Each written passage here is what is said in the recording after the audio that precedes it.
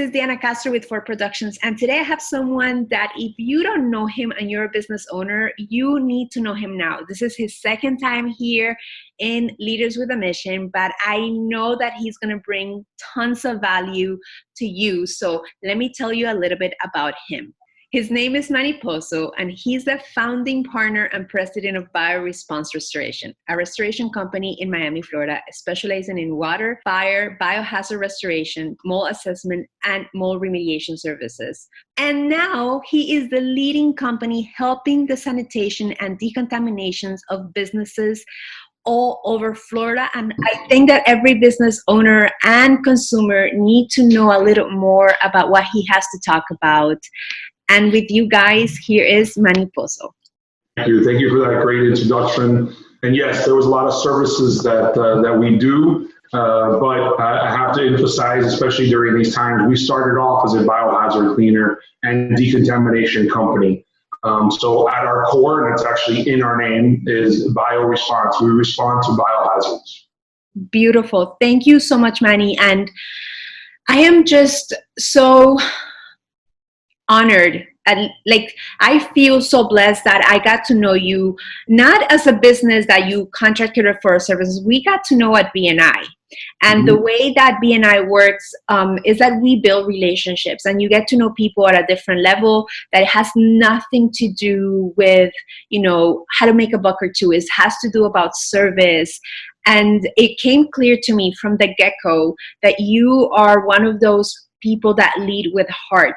In fact, you are one of those people that I've seen how you work, and the testimonials that we get from people is like, you will not do a job if it's not needed. You are so in core with values that we need right now, efficacy and standing up for the little person and giving people the right kind of information. That's why I am so happy to have you here. So let me ask you a question, because I think I've been seeing some people creating this toxicity around those that are standing up, those that are in the line of defense, kind of like shaming them. So I want to ask you something. Have you received any questions that have to do with how do you feel about making money in this really hard times for people financially? And I want to ask you that to start with, because I know it's a controversial question, but I know you address it. So tell me. Well, like I mentioned earlier, when we started our company, we were solely a crime scene cleaning company. We would go into the worst scenarios. We would go into suicides, we would go into crime scenes, into unattended deaths. And I had to ask that question of myself early on when we first started this company. How do I feel about it? And it quickly dawned on me when I started to see the families, when I started to hear my clients give me big thank you. And that big thank you really touched me, because I knew that I had found my purpose in life, right? No child wakes up and says, I want to be a crime scene cleaner, I want to be a biohazard decontaminator. Just like meeting you and BNI, I followed breadcrumbs that life presented to me.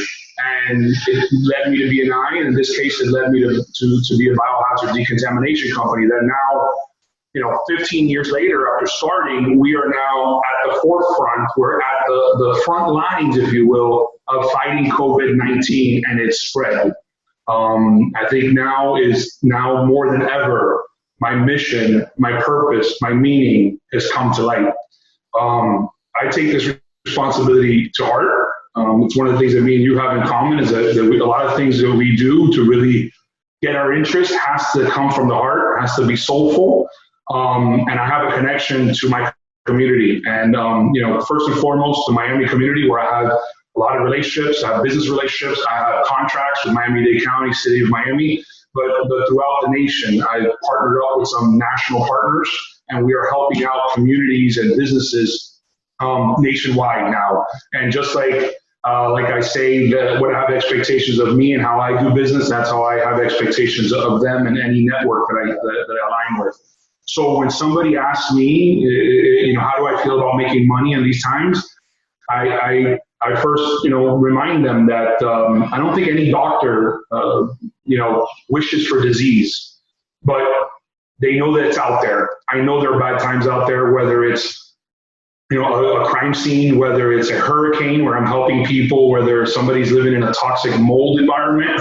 And now at a time where we're looking at a pandemic, to know that for whatever reason, life has chosen me, God, the universe, the source has chosen me to be one of the people that help protect the community and reset an environment to a safe spot. I take pride in that. I'm blessed to be in this position. And then another thing that I would have never imagined at this time, at a time when people are getting laid off, at a time when people are losing their jobs and worried about it, I'm ramping up. I'm giving opportunity to people to be able to survive during this time financially as well. And again, it's a blessing to me, and it's a responsibility that I take on, with appreciation. When you say that, what I hear in response is, I feel blessed that I get to serve at a moment of crisis. Yeah. So I feel like the reflection of people, the projection that people do when they make those comments is just a reflection on themselves in this shaming, like as if it's okay to shame people because they make a living.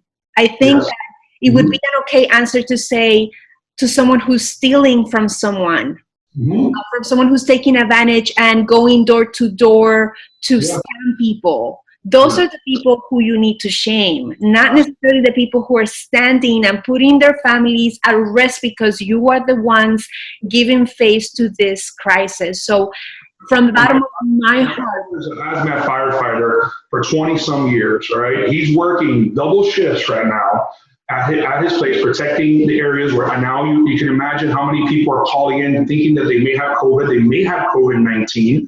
And he's working nonstop. As soon as he gets off of work, he's in here within hours, trying to get everything in line, and we do everything perfectly. We exceed CDC guidelines and OSHA guidelines to make sure that our people are safe, and that when we leave an environment, it is safe for other people to enter. So I know that we have a vital point, and we're vital in the process to stopping this spread. So it's an easy one. I'm not going to go down that rabbit hole with people that are going to work in that way. I know it's a negative time, but I need to lighten. I got to try to bring light when there's darkness. Thank you. That is so amazing. And I just want to point out, none of this content is paid. This is just the way that I am stepping up in a position of leadership to bring light to those in darkness, to bring a voice from people who I trust, that are heart-centered, that are going to give people the right information. That I feel just that I feel in such deep gratitude that we get to trust you, someone who I personally know, to decontaminate, like the place where or elderly are at, the place where our firefighters are at, the place where our policemen are at. Like, thank you for doing what you do and for training the people and for making sure that those that need to feel safe. So let's just go to the next one, because this one is perfect.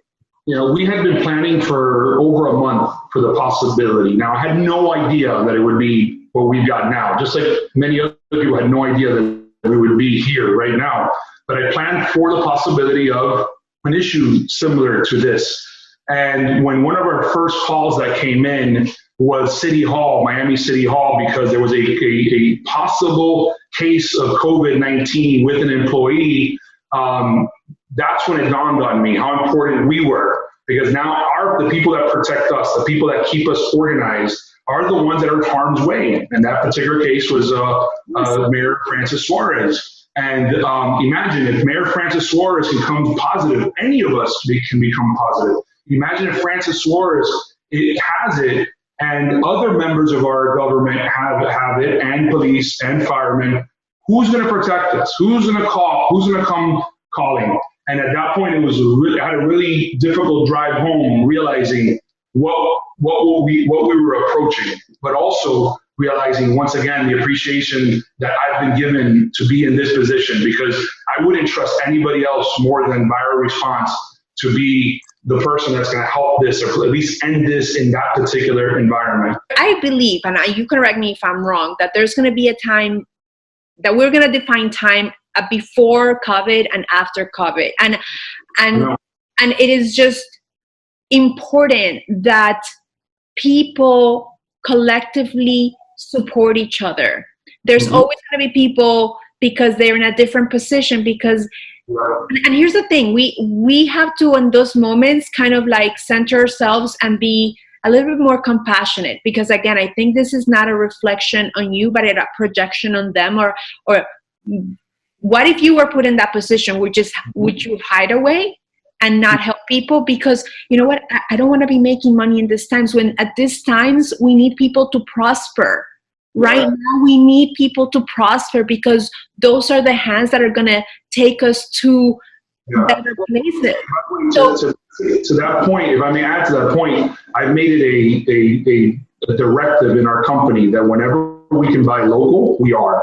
I've already, a good friend of mine, La Camarera, was one of the Garcia's family, seafood, local, long-time institution down here. You know, I've pledged to continue to buy food from them as long as they're open, as long as they can, for my employees. I'm trying to do everything local. If I can find products and supplies locally, I will, before calling in other companies outside of this. So, you know, part of this, again, is that I'm doing my best to do my small portion to help out this community. And like we said earlier, obviously giving jobs to people that have just been laid off. I just hired 3 people from a local bar or restaurant that normally, you know, every weekend they're doing very well, they're very busy, and now all of a sudden, done, stop, no income at all. They live only on tips. And again, that's a side benefit. I mean, the first things first is that we've always believed in protecting our clients, but now we get the extra benefit of being able to help financially at least a few people that we can bring on board. And here's the thing, Manny, which this is one of the things that is important to for locals to acknowledge. Like Italy, South Florida is the go-to place for the elderly. The place that is going to be hurt the most in loss of lives, if we don't do our part, is going to be South Florida. So above anything, what you do is vital for us to keep some sense of security, to know that if we go to a supermarket and the supermarket does sanitation, that we feel a little safer, because this virus, please correct me if I'm wrong, it stays alive in plastic and on metal surfaces for over 72 hours. Like, not even HIV. Like, it doesn't die until 72 hours. So if we don't do correct sanitation, and the people who are leaving the sanitation to, which is what I've seen for the most part, is the elderly. Like, I've seen the lady from, like, the elderly is the lady that's cleaning the cart. Are you freaking kidding me? She's the most vulnerable. We need to have we have been called right now, and this is my belief, to level up our consciousness. To be more conscientious. I don't know if that's a word, but of how we behave and what we do, and if like, it's just now. I invite people to instead of tearing down, which is something that we do a lot in our Latin American community, we need to build each other up. We cannot tear each other apart, because all we got is each other. And if your daughter, I'm going like apocalyptic here, but again, if you need food because your daughter has not eaten, all you have is your neighbor. And if they can spare something, this virus does not discriminate race, sexual preference, religion. I mentioned it earlier. Our own mayor, Francis Suarez, a young, healthy man, had it, right? Luckily, he's okay in terms of symptoms, but him having it just simply means, and the fact that he had very low symptoms, is that he can be a spreader to them, right? So, I mean, we've learned a lot about viruses and how they spread over the period, but I think the greater point here, based on what you're saying, is it's time for us to look inward, right? I posted this the other day that it's ironic that at a time when we are socially distancing ourselves, that we are actually getting closer to our families, right? Yes. Yes, there's a lot of technology, there's all those things, and yes, that's helping us, stay a little bit entertained and not go psycho. But I know when I come home, I'm hugging my children. We're hugging each other. We know that we're outside of us. We really can't hug anybody. We can't kiss anybody. Especially like you said earlier, the Latin culture. I mean, how hard it's been for me to walk into a client and be like, no, sorry, right here, I got you right here. So, but with the family, we do, because we know we're in this together. And I think also with the extra time that we've got, it's time, at least not me have extra time, but the other people out there that are watching this, that have this time, I think it's a great time to meditate, a great time to look inward, try to find meaning in this, because there is meaning. There's meaning in everything. It depends on what you want it to be, or what you find when you open up, this moment and this time. And like you said, I totally agree. I think just like September 11th was a time where life, changed for all of us. This is another time. I've been preaching infection control for a while. 6 years ago, I started a preventative infection company, or a department, I should say, in this, where I was offering these services to daycares where there's a very high rate of infection for a bunch of other things, ringworm, MRSA, all those type of things, and gyms. I was only able to get 10 clients, and that was me giving bargain basement prices. I couldn't find anybody to buy in on this. I think going forward, buying in is no longer a problem. It's going to be, how do we do it? How do we properly communicate? It's the new way of business, because this thing is just. Yeah. So let me ask you, how do you feel that this virus is changing our lives and our businesses? So I think and again, I brought it up earlier. One of my selling points 6 years ago was that, yes, this is the best thing for your clients, your students, to help prevent anything in your business. But the other thing I preached was liability, right? They have to think about when a parent takes their kid to a school, are they being protected? One of the things they have to think about is the protection against diseases, infections, and all these things, right? Especially younger children. I think now all businesses are thinking about it in terms of their clients as well as their employees. How can we protect our employees during these times and other times? Okay, the next pandemic might be in 50 years from now, and as always, there's going to be a lot of action taken after this. Right? We don't know how long this is going to last. There's a lot of action. There's going to be a lot of trauma that's going to happen from this. Let's hope we don't forget these lessons. Not that we have to go to the measures that we're doing right now to socially isolate, but that we're a little bit more conscious of things. It's been very clear that one of the threats to our species, the human species, is without a doubt a major outbreak, a pandemic. There's movies about it. There's everything deep down inside. We know it's in our collective consciousness that it is how our species could end. And I think now we're thinking about that more often. It's no longer a movie. We're living it. Yep. How do you feel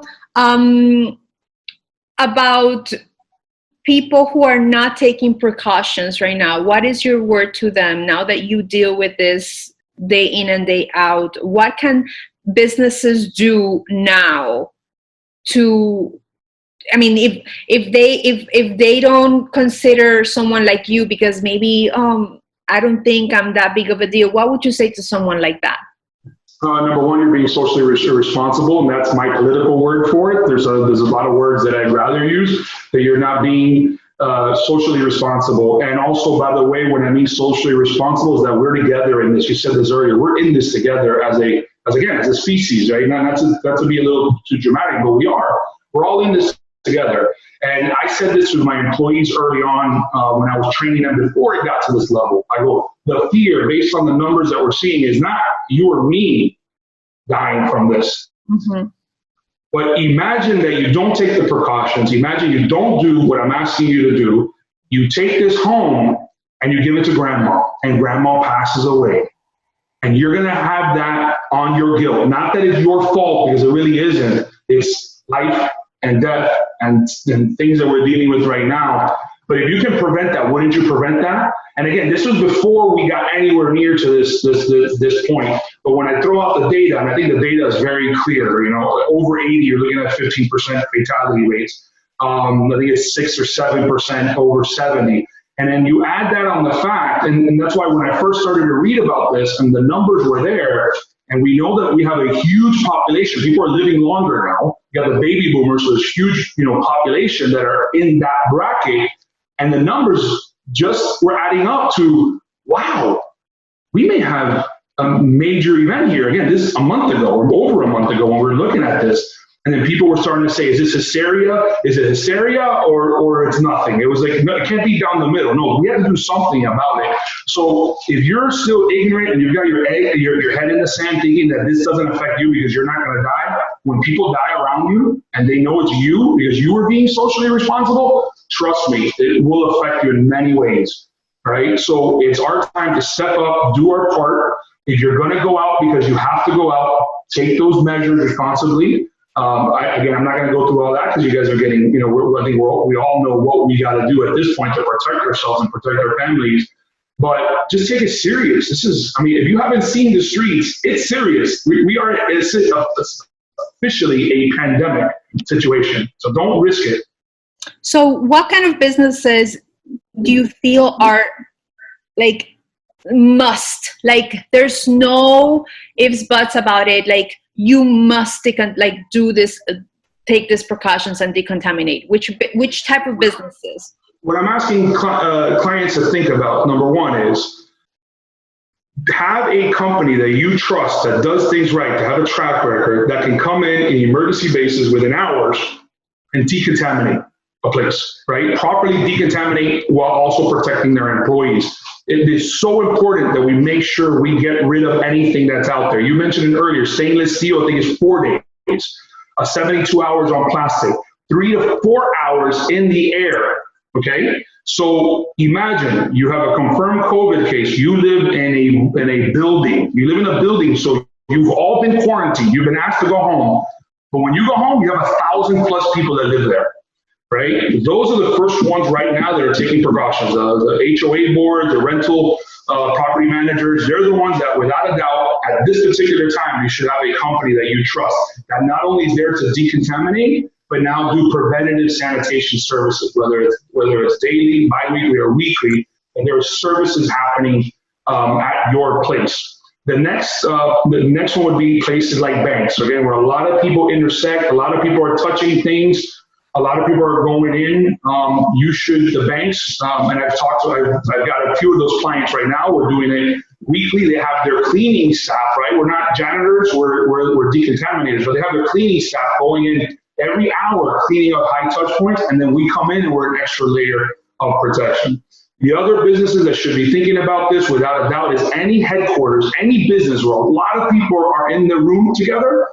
Then at that point, it's a risk level. And what I'm asking them to think about again is when all of this passes, when everything is lifted, number one, don't you think your employees are going to be traumatized by all this? Absolutely. There won't be any touching, there won't be any hugging, there won't be any of that.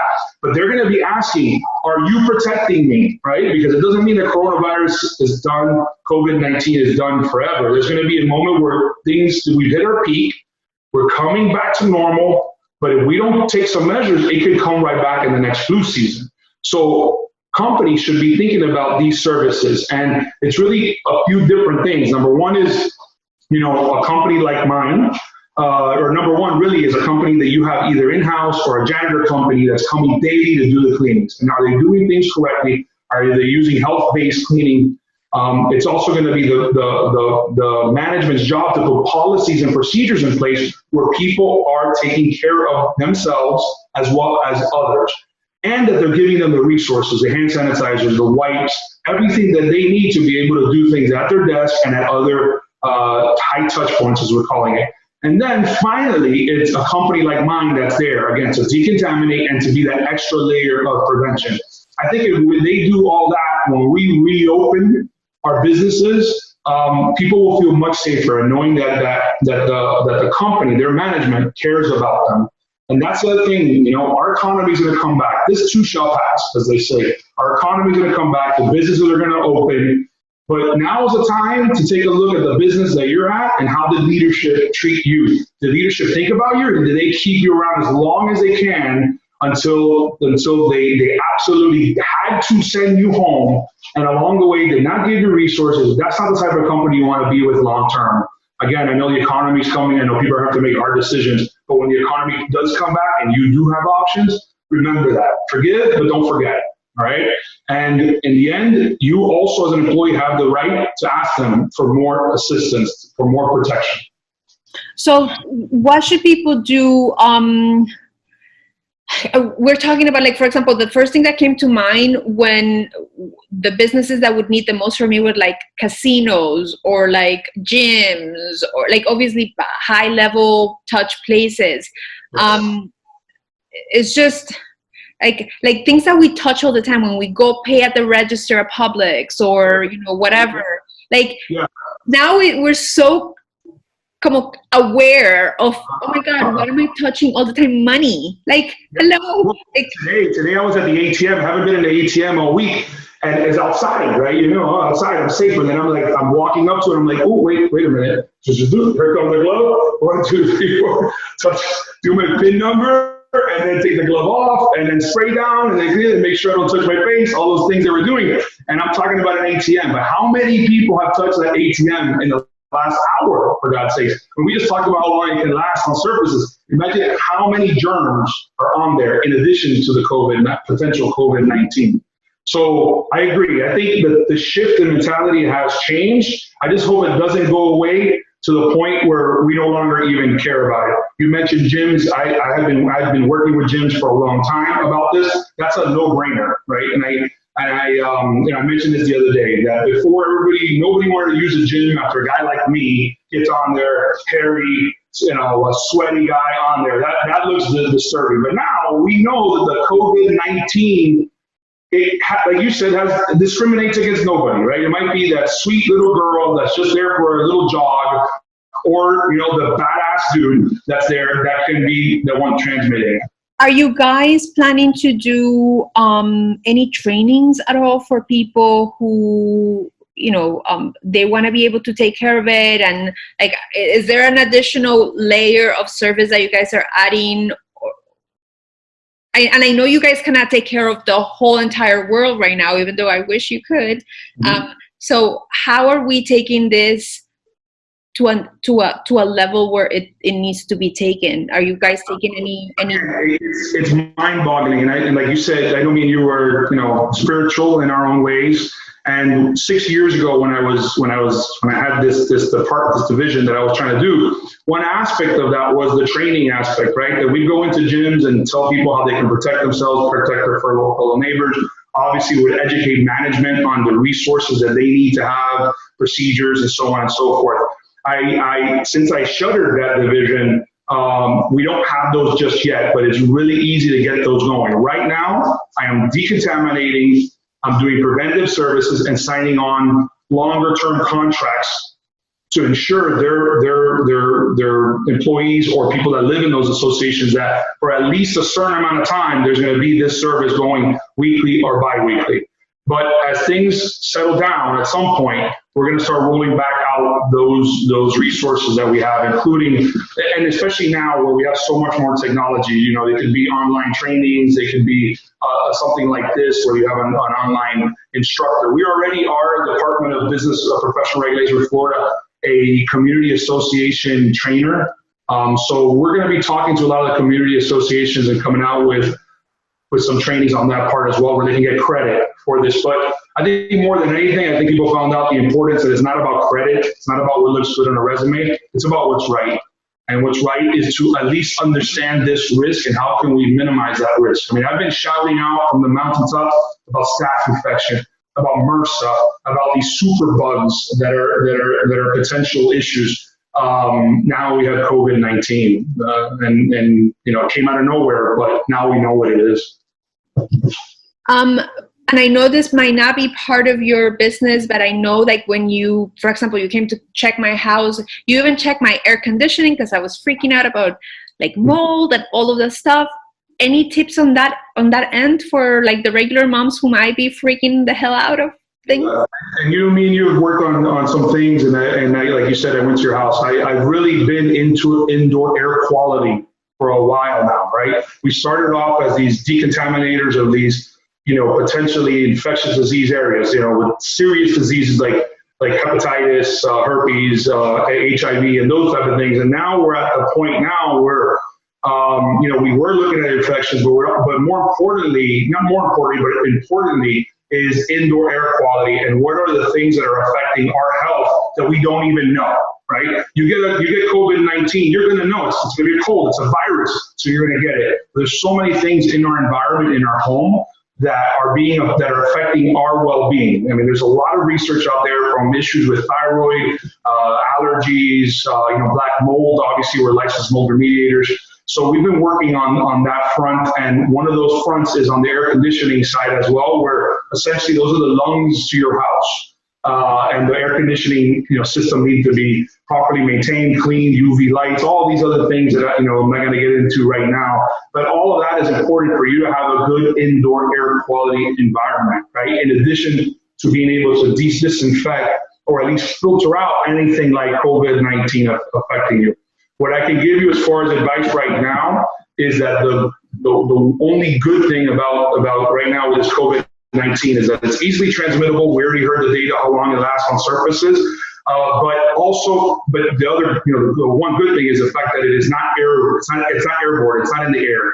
Those droplets get onto microscopic dust, and they just linger around. And that study by the National Institute of Health showed us that within about 3 to 4 hours, they eventually drop onto a surface, and then they can last there for a while.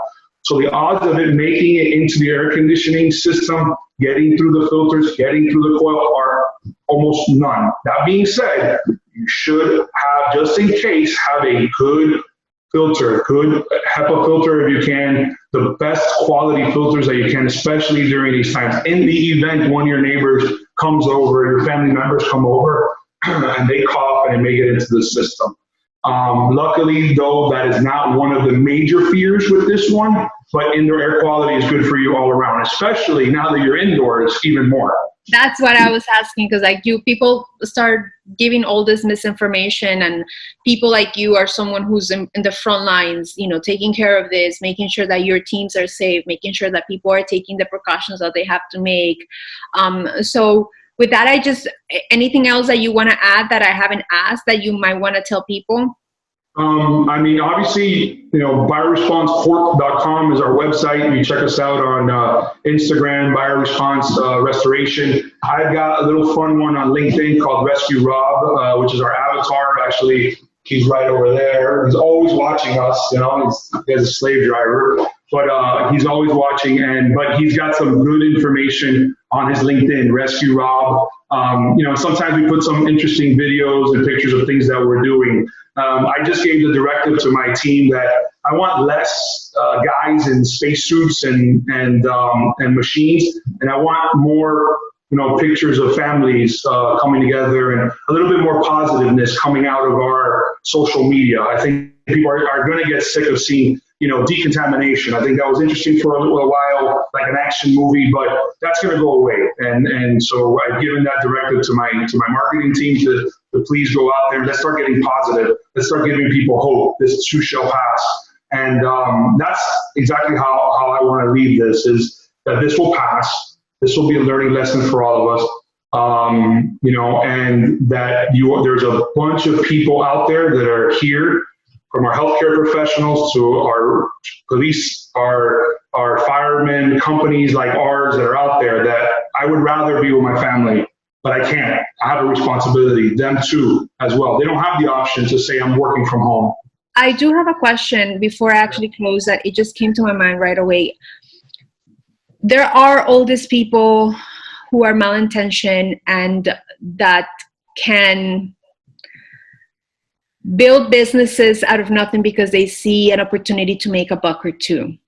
Yes. What should people ask, or what should people pay attention to before hiring a decontamination company? You that have been in this realm for a very long time. What should people ask? Because, I mean, obviously I would recommend people to work with you, but if you are tapped out and they have to go somewhere else, I mean, the whole point is that we all prosper together, and you get someone who is in the right frame of mind, who's going to be doing the right thing, and it's not just going to take your money and like spray some water in your area. I'm just making stuff up, but we do see people now taking advantage of the situation in other beings, like making sure that people like knocking door to door and saying that they are testing for COVID, and then they go steal people's homes. So we need to watch out. What would you say?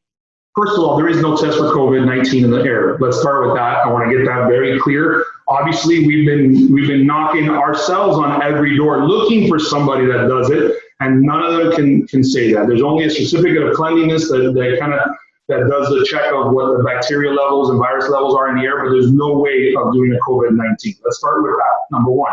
Number two is like anything else that you do, vet the companies. All right. If you're going to have them inside your home, they're promising a lot of things. Ask them, well, how do you do this? Do you have SOPs, standard operating procedure? Do you have them written down? If they took the time to write them down, at least they take the time to write that down and they have it. Do your research online. How long have they been there?